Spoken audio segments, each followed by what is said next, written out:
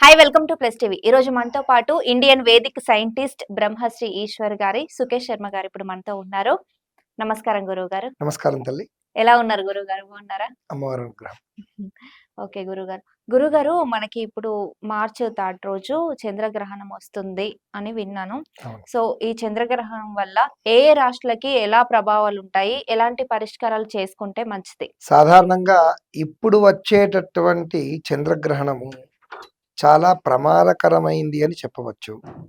ఇది కేతుగ్రస్త చంద్రగ్రహణం వాస్తవానికి. ఇందులో ప్రత్యేకంగా మేషరాశి వాళ్ళు, మిథునము, కర్కాటకము, మకరము, సింహరాశి మరియు మీనరాశి వీళ్ళపైన ఎక్కువ ప్రభావం ఉంటుంది.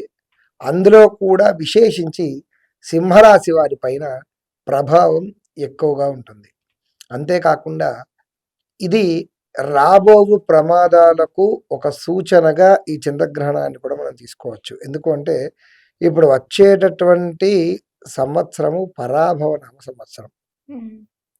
ఆ సంవత్సరం పేరులోనే ఉంది పరాభవము అని. కానీ ఆ పరాభవం ఎవరికి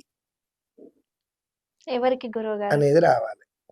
ఇప్పుడున్న పరిస్థితుల్లో భారతదేశానికి పరాభవం కలిగించేటటువంటి కొన్ని దుష్టశక్తులు ప్రయత్నిస్తున్నాయి.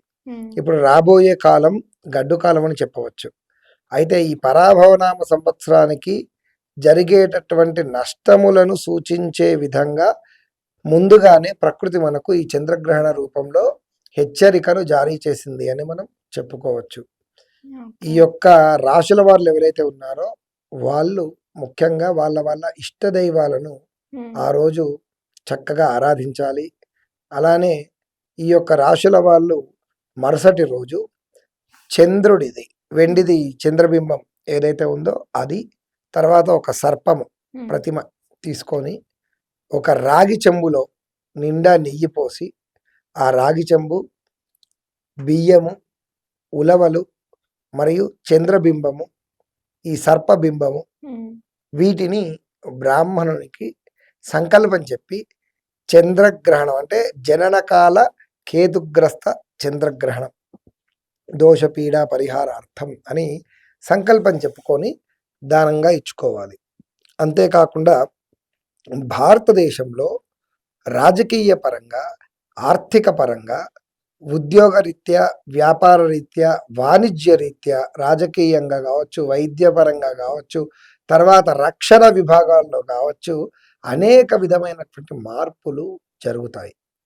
దాని ప్రభావం దేశంలో కొంత సమతుల్యతను దెబ్బతీసే ప్రయత్నంగా ఉంటుంది. కానీ భగవంతుని దయ వల్ల మనకున్నటువంటి ఆధ్యాత్మిక శక్తి వల్ల తిరిగి మళ్ళీ నిలబడగలుగుతాం.